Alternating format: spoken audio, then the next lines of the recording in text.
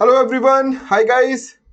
सभी बच्चे ध्यान से सुनिएगा। जो भी बच्चे खुद से प्रिपरेशन करना चाहते हैं, ये मेरी डायरेक्टली ये मैसेज आपके लिए है। देखो गाइस, अगर आप नेशनल डिफेंस एकेडमी के एग्जामिनेशन की तैयारी कर रहे हो तो आपको ये याद रखना पड़ेगा कि what are the best resource. Best resource क्या है फॉर योर एग्जामिनेशन। आप इसके किसके किस किस किस चीज के थ्रू आप यूज कर सकते हो और कैसे आप बना सकते हो। आप अपनी प्रिपरेशन को कैसे ला सकते हो ठिकाने पर। देखो गाइस, सभी बच्चों को मैं एकदम साफ साफ बात बता देना चाहता हूं कि जब हम इस प्रिपरेशन की बात कर रहे हैं गाइस, ये एक लॉन्ग ऑनगोइंग प्रोसेस है। ये स्प्रिंट नहीं है, ये मैराथन है। मैराथन का मतलब आप ये समझ लीजिए कि ये प्रिपरेशन में आपको जो समय लगेगा वो समय डेफिनेटली आपको ज्यादा लग सकता है, डिपेंडिंग कि आपने अपनी तैयारी स्कूल में 10th क्लास तक कैसी की है। अगर आपकी 10th क्लास तक की जो प्रिपरेशन है वो अच्छी है, अप टू द स्टैंडर्ड है, तो आपको एनडीए की प्रिपरेशन में बहुत प्रॉब्लम नहीं आएगी। बट बाय एनी चांस आपकी प्रिपरेशन कम रही है, कम रही है मतलब एनडीए की प्रिपरेशन के पहले जो स्कूल की प्रिपरेशन थी, स्कूल में आपकी सोशल साइंस अच्छी नहीं थी, साइंस अच्छी नहीं थी, मैथ्स अच्छी नहीं थी, इंग्लिश अच्छी नहीं थी। अगर ऐसा कोई भी आपका कमजोर रहा है पार्ट, तो आपको समय ज्यादा लगेगा। इसमें आपको कोई कंफ्यूजन, कोई शक नहीं होना चाहिए। नाउ गाइस, अब हम यहाँ पर आइडेंटिफाई करेंगे अभी कि क्या क्या इंपॉर्टेंट चीजें हैं जो हमें पता रहनी चाहिए। क्या क्या चीजें इंपॉर्टेंट है जो हमें पता रहनी चाहिए। फर्स्ट ऑफ ऑल गाइस, सभी बच्चे ध्यान से देखेंगे। आप में से जितने भी बच्चे फर्स्ट टाइम मेरी क्लास में बैठे हो, मेरा नाम आकाश श्रीवास्तव है। मैं खुद एक एक्स एनडीए हूँ गाइस, 118th कोर्स, 2007 बैच। आई क्वालिफाइड एनडीए 2006। आप में से किसी भी बच्चे के पास कोई भी शक हो, कुछ भी जानना चाहते हो, कैसी भी बात हो, please feel free to connect, feel free to connect. Please, जानना चाहते हैं आप, बिल्कुल बात कर सकते हैं। नाउ गोइंग अहेड, अब आप सभी बच्चे ध्यान से सुनेंगे कि मैं अब आपको क्या बताने वाला हूं कि आप ये प्रिपरेशन कैसे कर सकते हैं। गाइस, सबसे पहले आप सभी बच्चों को यहां पर ध्यान से देखना है कि क्या प्रिपरेशन का तरीका होता है। प्लीज, सभी बच्चे यहां पर ध्यान से देखेंगे गाइस कि जो भी आपकी प्रिपरेशन का तरीका है वो क्या है, आप लोगों को ठीक से समझना है। फर्स्ट ऑफ ऑल, आप लोगों को क्लैरिटी रहेगा इसकी, एक बार आपको पूरा सिलेबस देखना पड़ेगा। सिलेबस आपको पूरा पता होना ही चाहिए। अगर आपको सिलेबस पूरा कंप्लीट पता नहीं है तो अल्टीमेटली ये इसके कारण आपको नुकसान होगा। आप बहुत ज्यादा फंसेंगे और आपके लिए प्रॉब्लम आएगी। सो प्लीज एक बार पूरा एनडीए का सिलेबस गो थ्रू करिए, पता चले आपका वीक पॉइंट कौन सा है, स्ट्रॉन्ग पॉइंट कौन सा है। क्योंकि अगर ये नहीं पता चलेगा तो आपको समझ में चीजें नहीं आएंगी। ये एक बहुत मैं अचूक अटल सत्य बता रहा हूं। बिना सिलेबस देखे अगर आप पढ़ाई शुरू कर दे रहे हैं तो आप फंस जाएंगे definitely. Now guys, previous year trend देखना बहुत जरूरी है कि पिछले सालों में कैसे पेपर आया है। सालों के जो पिछले पेपर्स हैं वो ये आपको बताते हैं कि क्वेश्चंस किस तरह के आते हैं और रिपीटिशन ऑफ द क्वेश्चन कैसा है। I want you guys to understand कि आपको रिपीटिशन ऑफ द क्वेश्चंस पता होने चाहिए। नेक्स्ट पॉइंट गाइज, प्लीज अपना वीक और स्ट्रॉन्ग एरियाज पे काम कीजिए। बहुत जरूरी है गाइज, आपका वीक और स्ट्रॉन्ग एरियाज पे आपका काम हुआ होना चाहिए। वीक एरियाज के साथ साथ आपके जो स्ट्रॉन्ग एरियाज हैं, it will give you a very sufficient question कि आपको ये प्रिपरेशन में पता चल जाएगा कि किन क्वेश्चंस के साथ आप कहां कहां पर कौन कौन सी प्रिपरेशन में लग रहे हैं। ठीक है। नाउ गाइस, आपने को आप जितनी भी आप क्लासेस अटेंड कर रहे हैं, प्लीज सारी क्लासेस को अटेंड करिए और रेगुलर अटेंड करिए। It is should not be like कि आप कहीं पर भी कभी भी बैठ रहे हैं और कुछ भी कर रहे हैं। So ultimately it will lead to a problem कि आप अपना कंप्लीट नहीं कर पाएंगे, सिलेबस बहुत ज्यादा होने के कारण। नाउ गाइस, आपकी एनसीईआरटी और आपके मेंटर्स आपके लिए की टू सक्सेस हैं। की टू सक्सेस का मतलब मैं बहुत क्लियरली बता दूं, आपके मेंटर्स और आपके जो आपके एनसीईआरटी है। जनरली मैं उन बच्चों के लिए बोल रहा हूं, हालांकि गाइस मैं खुद भी स्कूल डेज में एनसीईआरटी से नहीं पढ़ा हूं। मैं मध्य प्रदेश एजुकेशन बोर्ड का पढ़ा बच्चा हूं।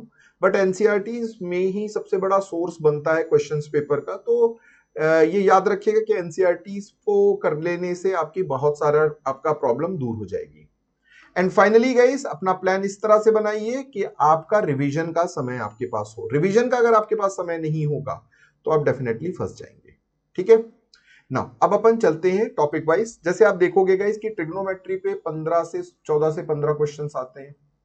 मैट्रिक्स एंड डिटर्मिनेंट पे 12 10 12 क्वेश्चंस होते हैं। स्टैटिस्टिक्स एंड डीआई पे आपके 11 12 क्वेश्चंस होते हैं। परम्यूटेशन एंड कॉम्बिनेशन में 8 से 10 क्वेश्चन होते हैं, प्रोबेबिलिटी में 8 से 10 क्वेश्चन होते हैं, डिफरेंशियल एंड एप्लीकेशन में 8 से 10 क्वेश्चन होते हैं, सेट रिलेशन एंड फंक्शन में 8 से 10 क्वेश्चन होते हैं। सो प्लीज गाइज याद रखिएगा कि जो टॉपिक सबसे ज्यादा पूछा जा रहा है वो आपको पता होना चाहिए। अब अगर आपको लगता है कि आपकी मैथ्स कमजोर है, अगर आपकी मैथ्स कमजोर है तो पहले एनसीईआरटी करिएगा। एनसीईआरटी की क्लास 12th में क्या क्या टॉपिक्स कवर हो रहे हैं इनको ध्यान से देखिएगा, जैसे कि मैट्रिक्स एंड डिटरमिनेंट्स है, कंटिन्यूटी एंड डिफरेंशिएबिलिटी, ये सारे वो टॉपिक हैं गाइस। देखो उन बच्चों के लिए ये जानना बहुत जरूरी है जो भी क्लास 12th में है या जो बोर्ड देंगे 2026 में अपना बोर्ड देने वाले हैं। आपको ये बहुत क्लैरिटी होनी चाहिए गाइस कि आपको 12th का काम करते करते एनडीए की तैयारी में बहुत प्रेशर बिल्ट हो जाएगा, बहुत ज्यादा प्रेशर बिल्ट हो जाएगा। And this is a very important point कि कहीं आप लूज ना कर जाएं अपनी पूरी प्रिपरेशन को लूज आउट ना कर जाएं, ठीक है। नाउ एप्लीकेशन ऑफ डेरिवेटिव्स, फिर आपका integral and differential equation, vector algebra, 3 dimension geometry, probability, ये सारे इंपॉर्टेंट टॉपिक्स हैं जो कि आप क्लास 12th की एनसीईआरटी से कर सकते हैं। एनसीईआरटी में तब भी बच्चों को सजेस्ट करता हूं जब अगर मुझे ऐसा फील होता है कि आपकी बेसिक्स राइट नहीं है, 11th-12th में बहुत अच्छे से नहीं पढ़ा और आपकी अगर बेसिक्स राइट नहीं है तो प्लीज आपके अपने बेसिक्स को राइट करने के लिए आप 12th पे ही जाइए, क्योंकि 12th का ही जो बुक होंगी वही आपकी कवर करती हैं बेसिक्स से क्वेश्चन, सारे क्वेश्चन बेसिक्स से कवर करती हैं आपकी 12th की बुक्स। नाउ गाइस अब देखिए पेपर 2 है जनरल एबिलिटी का, general ability test, general mental ability कहते हैं जिसको, जिसमें 200 मार्क्स की आपकी इंग्लिश है और जनरल नॉलेज 400 मार्क्स का आता है गाइस, टोटल 600 मार्क्स का पेपर है। अब इंग्लिश में आप देख रहे हो ग्रामर, यूसेज, ये सारी चीजें हैं जो मैंने अपनी प्रीवियस वीडियोस में भी बोला है, मैं फिर बोल देता हूं गाइस, प्लीज रीडिंग की हैबिट डेवलप करिए। अगर आप रोज रीडिंग 30 मिनट्स करते हैं, 30 मिनट्स, तो आपकी ये सारी चीजें कवर होंगी। Grammar and usage, comprehension, spotting of error, para jumble, fill in the blanks, antonyms synonyms, vocab, cloze test, sentence correction improvement, idiom and proverbs, completion and sentence, ये सारी चीजें तभी कवर होंगी जब आप पूरा का पूरा फोकस इस चीज पे लगाओगे कि मैं रीडिंग के अंदर इन सारी चीजों को कवर करूंगा। Now physics, chemistry, general science, history, ये सारे टॉपिक्स के लिए मैं आपको फिर बोलूंगा कि आपको एनसीईआरटी पे स्टिक करना चाहिए। एनसीईआरटी इज वेरी सफिशिएंट, आपका एग्जामिनेशन अच्छे मार्क्स से क्वालिफाई करने के लिए एनसीईआरटी से काम हो जाएगा।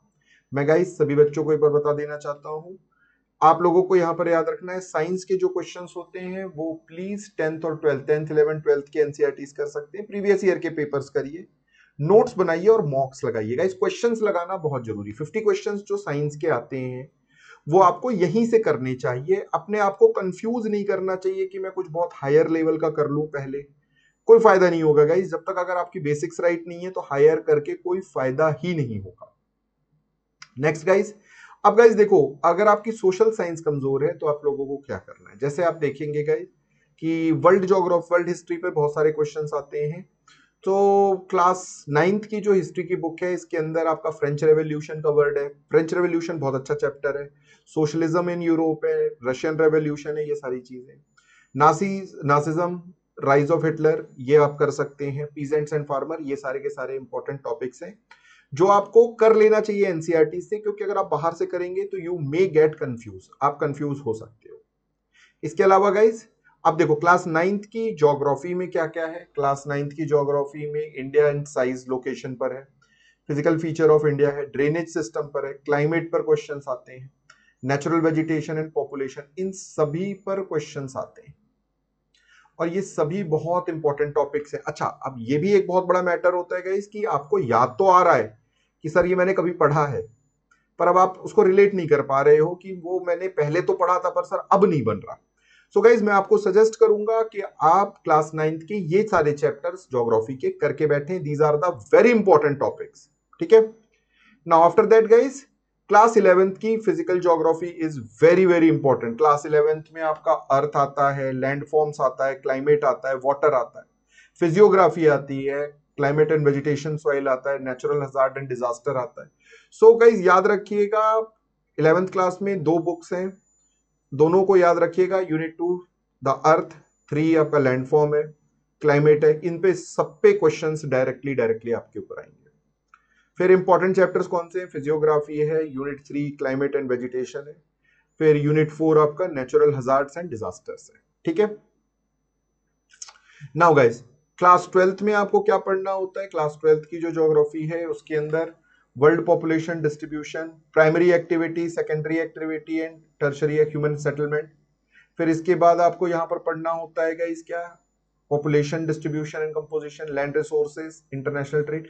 सो ये सारी की सारी चीजें आपके लिए एनसीईआरटी में अवेलेबल है, जो कि आपके लिए सबसे इंपॉर्टेंट टॉपिक बनेगी। सबसे ज्यादा इंपॉर्टेंट टॉपिक्स आपके यहीं से बनते हैं। Now guys this is me Akash Srivastava, as I told you I am myself an ex NDA. आप में से किसी भी बच्चे के पास ना कहीं भी कोई भी डाउट हो, please feel free to connect.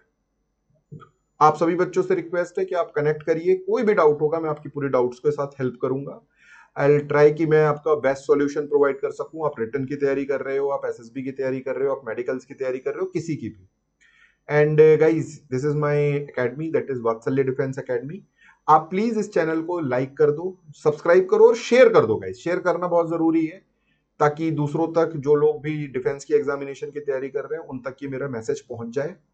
And या प्लीज कमेंट अगर कहीं किसी के पास और भी कोई डाउट है तो। Wish you all the very best guys. जय हिंद, टेक केयर।